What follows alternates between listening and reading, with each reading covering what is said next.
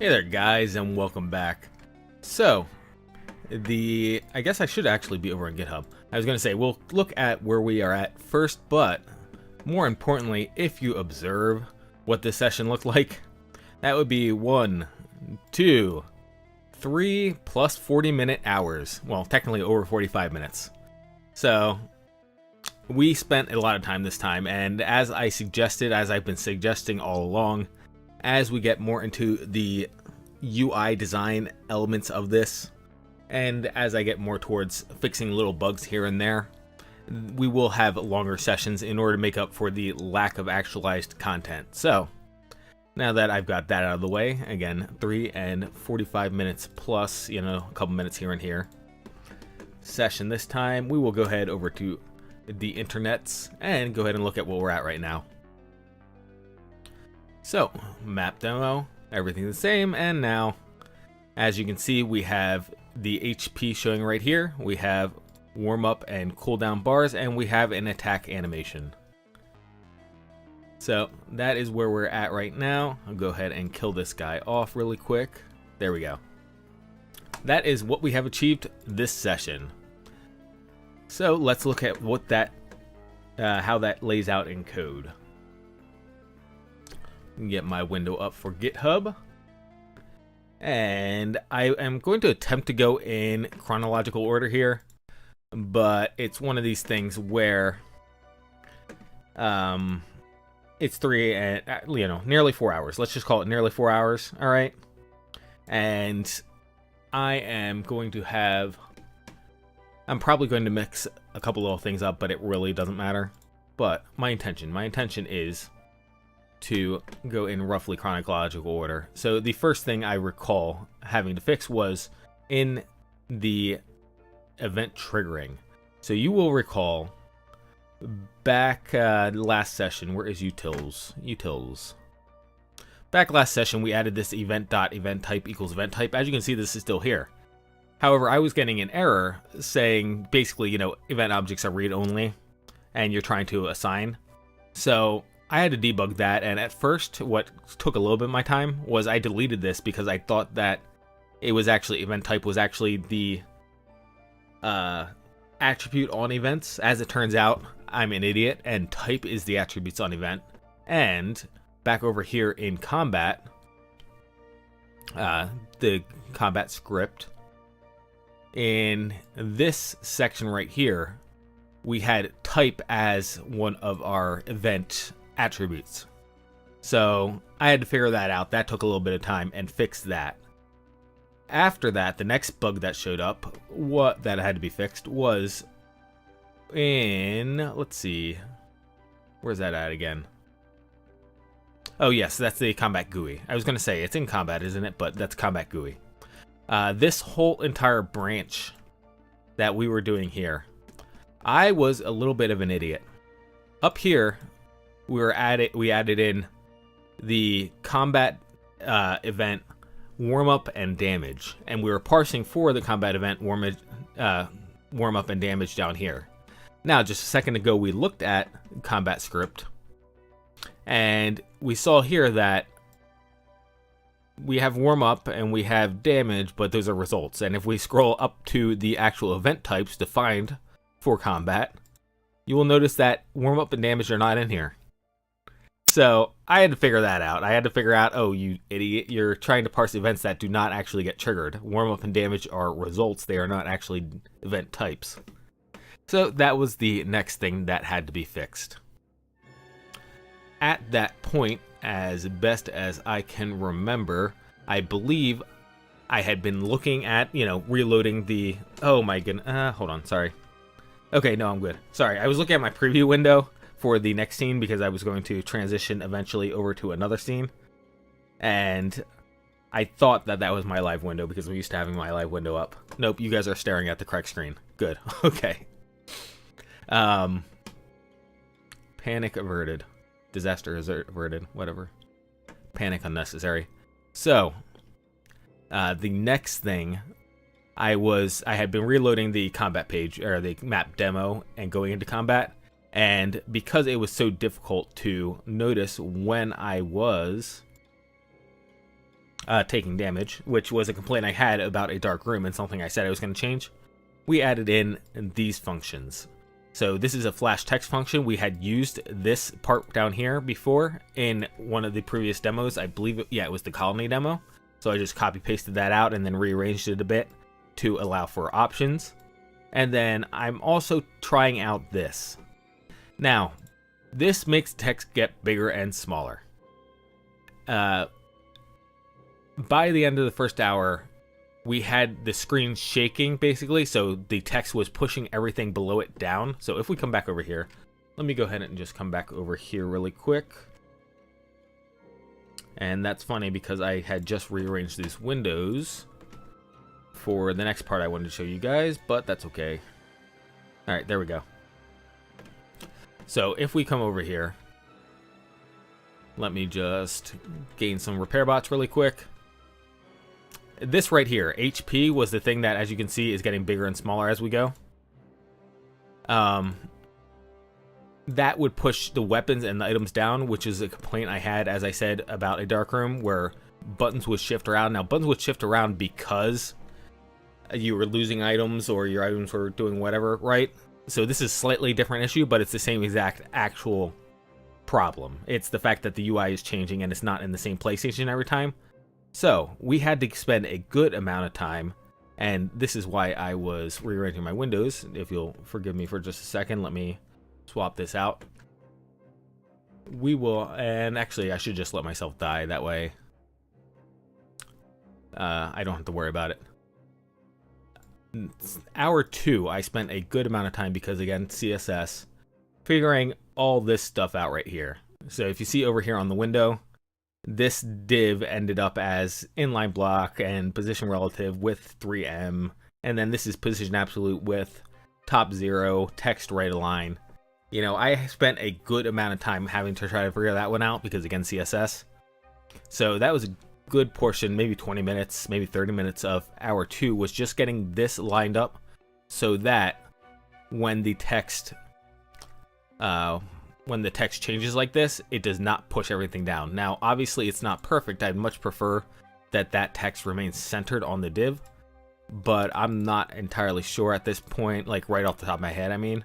I'm not entirely sure how to go about fixing that. That would take some more research because, obviously, the div size would have to change. So, that's a bit of a problem. Otherwise, as you also notice in there, when we gain life, that was the next thing I did. When we gained life, it changes to green. So basically, back over here in VS Code, this flash function was originally just a copy paste of the original function, which meant that everything was hard coded. So then I had to break out options, break them out, set defaults, etc., etc., etc., in order to get that work. So that wasn't that long. That was one of those things. It's coding, so it's easy, pretty quick. But that was the next thing that happened chronologically. And let us see. Where is my GitHub? All right, there we go. Because now at this point I am blanking a little bit on... Oh, okay. I believe this was the next thing. The next thing I do believe was over here, create combatant.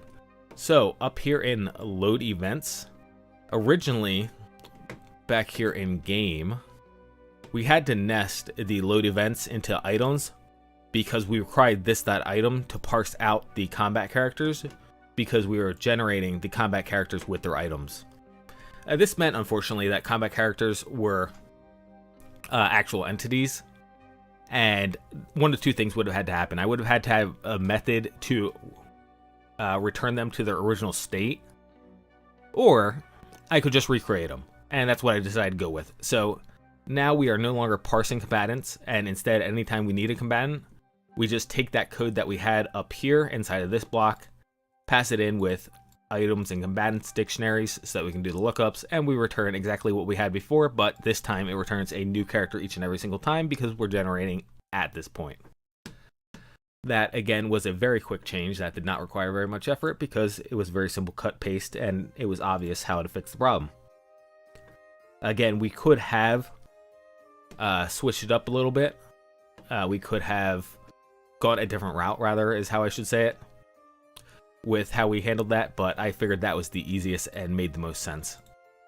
Next thing, and this actually could have been before or after that. I actually don't remember now that I'm thinking about it. But up here in our block, in our build stat blocks, I broke weapons table and items table out. And now we have booleans here as to whether or not to add those to the game. So back over here in the internets, if I come up here, you'll notice that we no longer show weapons or items for the space brigand, which was the initial intention. The initial intention was not to give the player any information on what the enemy had, because that's how a dark room worked. So, continuing on with our code, that was again, pretty simple change, but also not very much to talk about. Took me, what, 5 seconds? So, which, if I'm saying that, I'm highlighting that to make the point that there are a lot of changes in here that do not amount to much, really. I mean, it amounts to a bit, you know, actually in the end result, but it doesn't require much explanation, is what I mean. So down here, as you can see, just to highlight, this was the this was the CSS that I was showing you in the other screen. Just for the record, it is hard-coded in here at the moment. I maybe should consider changing this over to a CSS class, but I don't know where else I would end up using this. I guess the only other place would be on the map itself, but I'm not entirely sure that I want to display the HP on the map itself in the same exact manner. So for right now, it's just hard-coded because this is the only place it's going to be. And here you can see the build stat block was changed, and this was the next thing, along with obviously changing the stat block to not display sometimes. I also went ahead and consolidated everything. So this used to be 2 loops. Frankly, on screen, it used to be about the same amount of space, okay? It used to take about the same amount of space, but it now contains no repetitive code. So this is a loop. We loop over the combat player and the combat enemy. And then we get the weapons and items tables for both of those. Okay, because when we're filling out the weapons tables and items tables for both the player and the enemy, it happens in the same exact way. So then we just need to declare these, whoops. And I just realized this actually, I could have swore I fixed this. This is weird. I could have swore I changed this, but this is supposed to be character. And this is supposed to be character here. Oh. Character. And I just realized down here I also did not change this. Huh, this is weird. I could have swore I made these changes and for some reason they are not changed. But regardless, as you can see, we got the weapons and items tables right. So then we just need to match them to the correct loadout. And then this is a constant. This is a constant in the code, so we can just use that. And then use weapon, use item is the same for both. And obviously iterate over each loadout right here.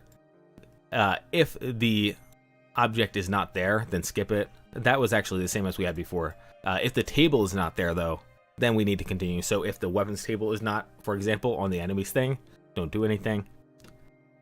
Whoops, Control Z.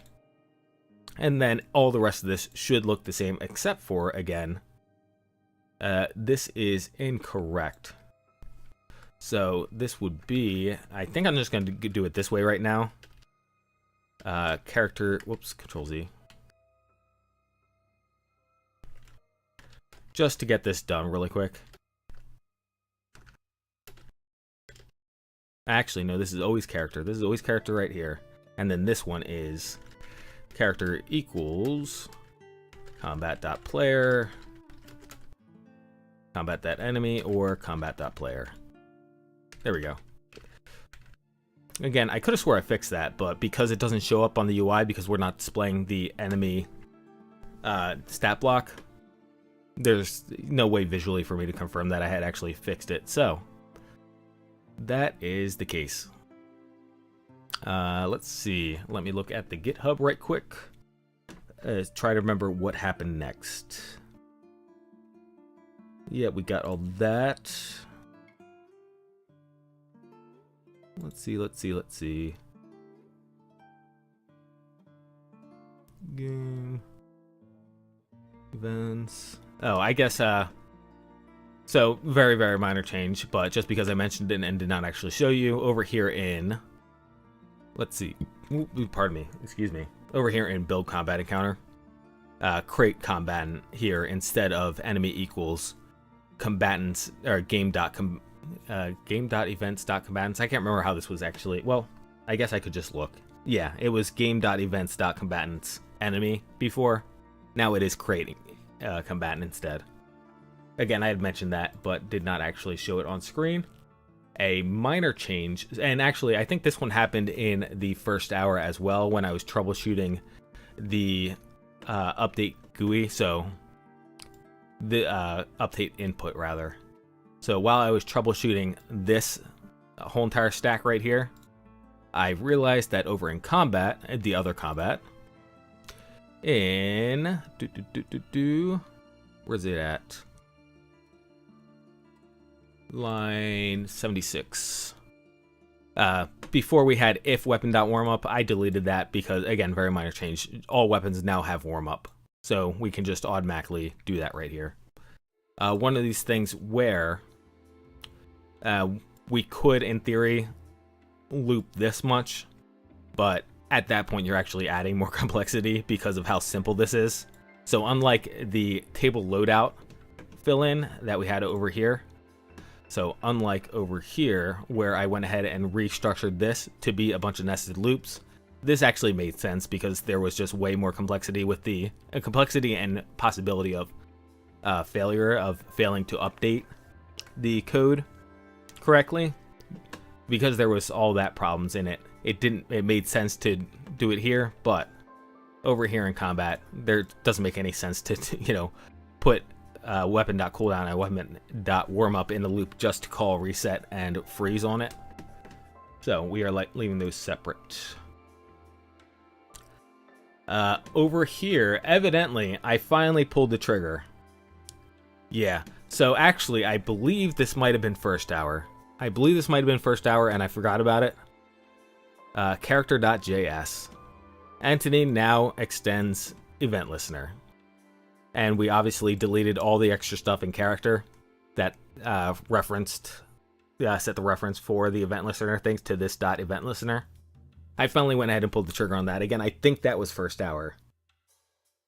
So entity now needs events passed to it, which we do right here, as you can see, adds events. The one biggest problem with this is that I would have to figure out a way to pass more events to the character and update this, because the event types for character are a frozen object, so I can't do anything with them. So even if I passed events from further down prototypes further down the chain, back up the chain to character, I wouldn't be able to add them to the event types, which means that I couldn't add them to event listener via the initial initialization. That is a problem in theory. It may not be a problem in practice because this may be all the events we actually will ever need. We will see what happens with that in the future, but technically speaking, the way we have this right now is not completely correct. Part of, and this will be in the second hour, I realized that this was another change we made. So initial HP and raw change, which is just the value passed in here, were added to the HP change callback because over in the GUI, we were now, let's see, where is it at? Update HP. There we go. We are now coloring it either red or green based on whether it's damage or healing. So since we need to know what the actual healing amount was, whether it was a positive or negative number, we had to modify that event in order to pass that along. Next up was, and this was the thing that took probably the most amount of time, was, I believe, well, let me just double check before I say that. Okay, really quick minor thing. I don't recall when this happened, but super minor thing. CSS. There we go. We moved progress bar from combat to sight because, again, as I mentioned in the last review, in the last kit review, we're going to probably want that for the sectors as well. So for that reason, it got moved over to sight instead of combat. And finally, as I stated, oh, okay, one more very minor, and because this is going to be the last thing after this, one more very minor change is over in the map demo itself. I had a typo down here, which was throwing me errors. Game.combat, before this was just game. I think it was just this. Let me check. Yeah, it was just this before. It was just game.player and game.enemy. That's an error. That's supposed to be game.combat to player.enemy. Remove all event listeners. And there, finally. That is the last of the minor updates. Now, the big update that took me, that put me over by 45 minutes on my final hour was I really wanted to get the attack animation in. So before, we had this down here laid out. We had this laid out, but not filled in. We had no, actually, I guess we had this. Yeah, we had this in here, but we did not have anything in this block right here. So animating the melee attacks in the game. And now we'll go ahead and hop back over just so that we get a reminder on what that looks like. And we can go full screen on this. Whoops, that is the wrong button to press. There we go. Full screen on this, map demo. So melee attacks. As you can see, the player flies across the screen, and that happens during the warm-up. Again, melee attacks warm-up is the swing itself. It is attacking with the weapon is the warm-up. So that is what we animated. And that had a lot of the same problems as, one second, there we go, as the HP change, where you recall this, kind of sits out here and is obnoxious. This had a lot of those same changes, and I had to troubleshoot that. So we will go ahead, and I was slain. Okay. I died. We'll go ahead and look at what all that looked like. So first thing I did was I started getting it set up in the same exact way we set up, what was it? Oh, the progress bar, where we used animations and animation duration to dictate that, because it is like a progress bar. It works very similarly. So that would be in combat.css. And as you can see, these are our selectors here. So player and enemy, and then the H1 in that. I decided that that was the best place to put it. I decided that all the combat animation would happen, may as well hop back over here, in this top box right here. So we'll have bullets and laser beams also going across this top part right here. I figured that made the most sense. That did mean that we'd have to right align the Space Brigand, which is not as easy to tell when we're full screen like this.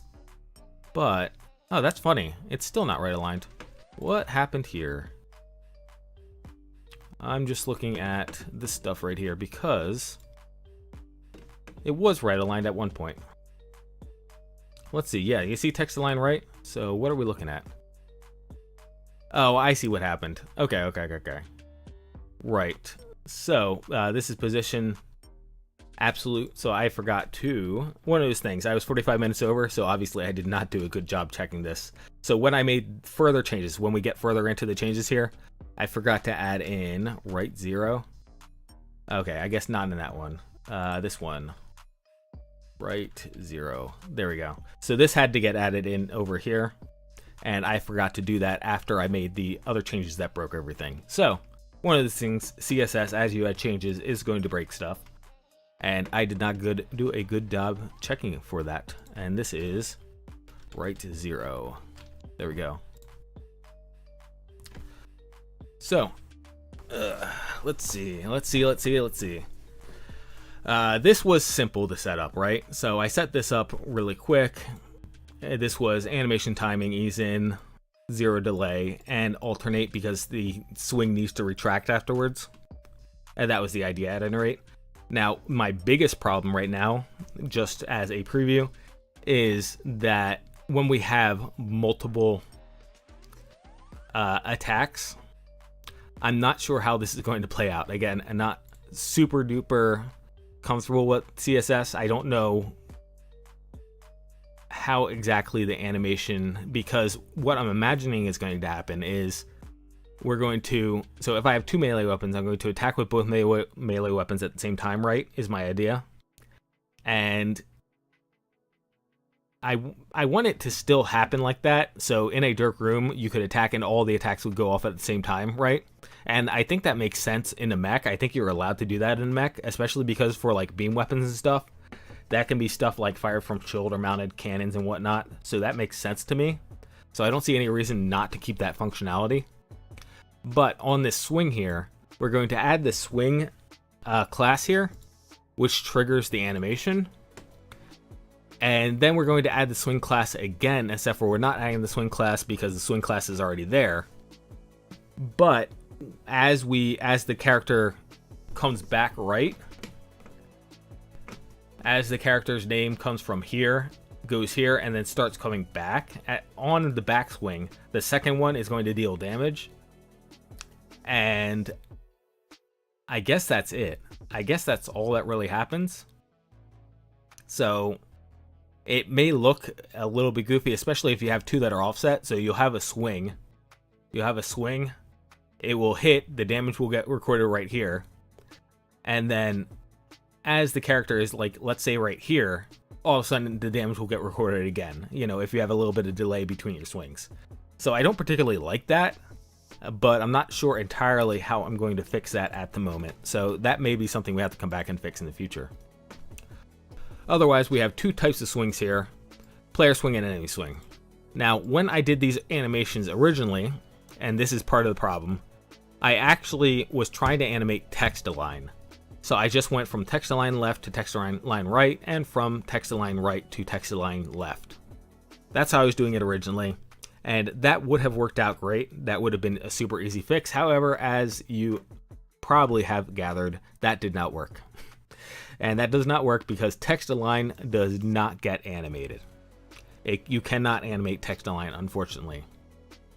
So it was snapping from left to right without any animation frames in between, which means that it had to actually be positioned. We had to actually move the boxes, the divs, across the screen, which meant that we had to do a whole bunch of, again, this random positioning and absolute positioning, and then the text was wrapping, so I had to add in the no text wrap, and the overflow, I had to add in hide overflow, so that if it did go a little bit off the screen, it wasn't like over top of anything else. It was a lot of tweaking. So that was a little bit annoying. Top 0 again, because when you position this absolutely, it ends up like down a bit. So if the div is supposed to be right here where I got highlighted, it's going to actually be right here where my cursor is instead when you change it to absolute. So that was some more of that needed to be sorted out. And then on top of that, because this is now positioned absolute, this is something I did not show actually. So in the first hour, I had to do the same exact thing. I think, no, second hour. Second hour is when we did the large text. So over here in GUI combat, in order for the HP to not shrink, so if we look at, I'm going to pop us back over to Edge really quick. If we look at this, you see how we have all this space preserved right here? That should not actually be looking like that. This /5 in theory should be all the way back here up against HP, because this 0 is absolutely positioned. So because this 0 is absolutely positioned, we need something actually in the background buffering the /5 to the right. So how I fixed that over here was scrolling back up. HP, where is HP? There it is. So you can see how I have this and no backspace here, and I have this positioned with EM. So this no backspace prevents this div from shrinking because the width will shrink to nothing if it is empty. So I had to put a no backspace in here. Similarly, in order to keep the character name from basically all this from this table from shooting straight up, because there is no div right here, because again, this div right here will disappear if this H1 is positioned absolutely, because this div shrinks down to 0 height. Not this div, sorry. This div right here. No, I am right. I take it back. No, I am wrong. Sorry. It was a mess. We did not have this div right here. So this just looked like this. This is how it looked like before. And with this positioned, absolutely, this is not creating space, and therefore the table jumps up. And everything below the table jumps up, etc. So we put in this fake div right here with an H1, so that it's the same exact height as the H1 over here. And again, a no backspace because the H1 would collapse if it did not have content. So again, 45 minutes later, we have all that sorted out. And that's how we did that. And the last thing that had to happen, I don't know if this actually was the last thing, but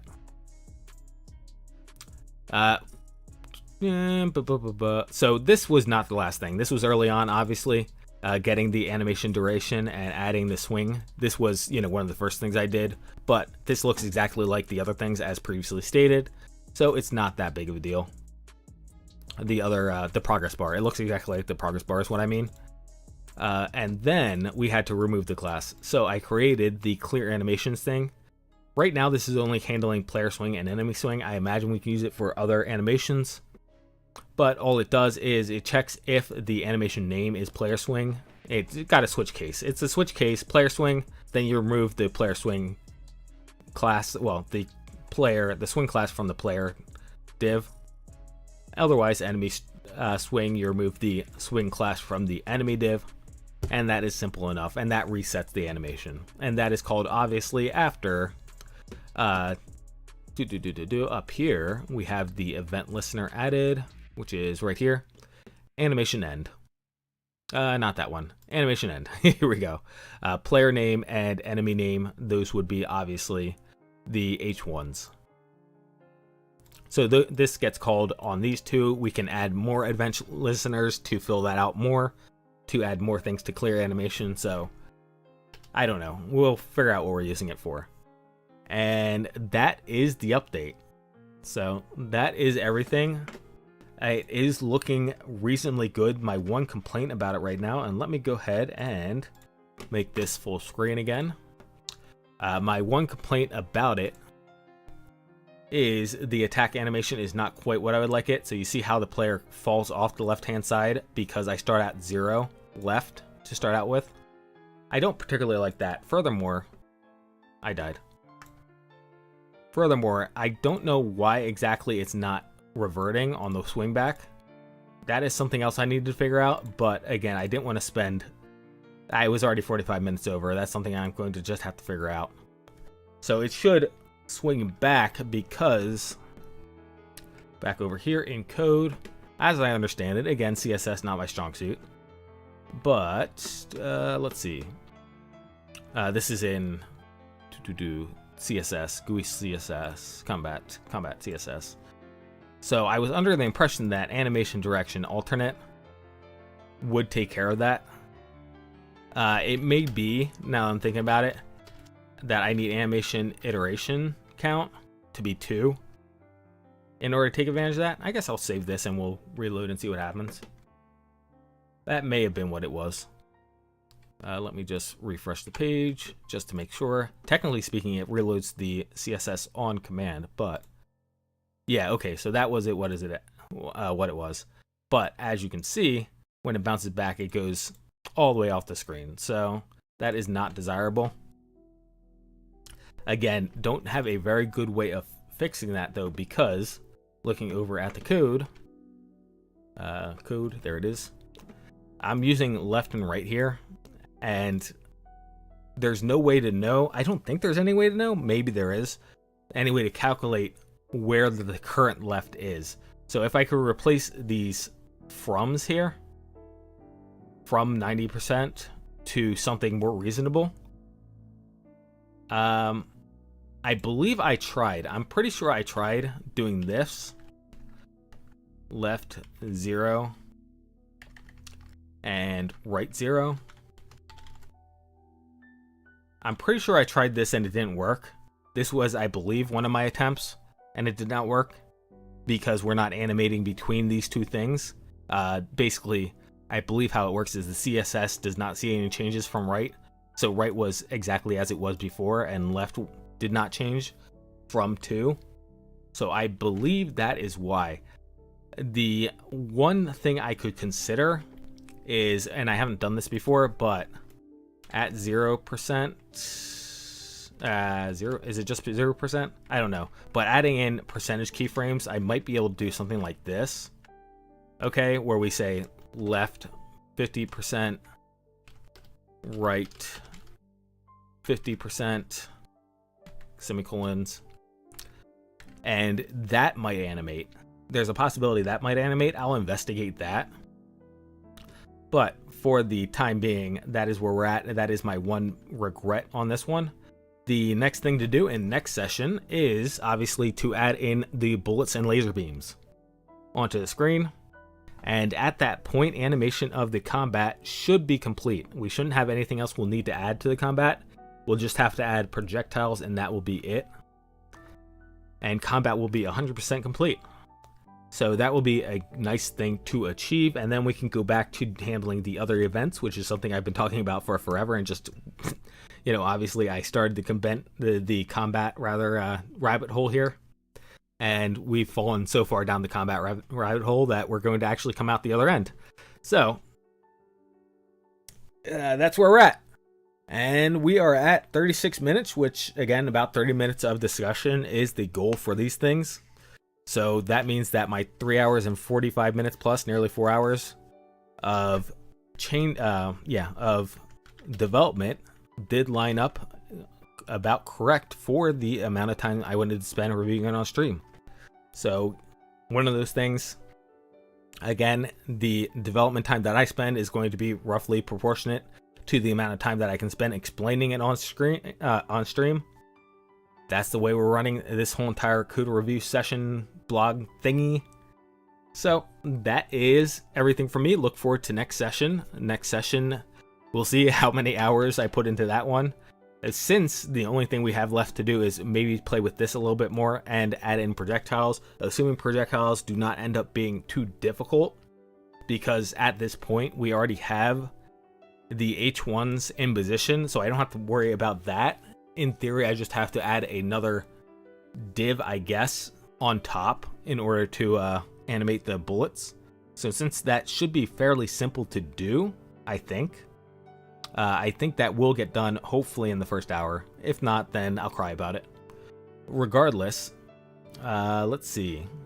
The one thing we may have to actually change is I have had this note for forever over here in combat, or in items rather. Let's see, where's it at? Yeah. Ammunition and projectile type weapons. That may be the one thing that bogs me down, is getting those implemented into the game.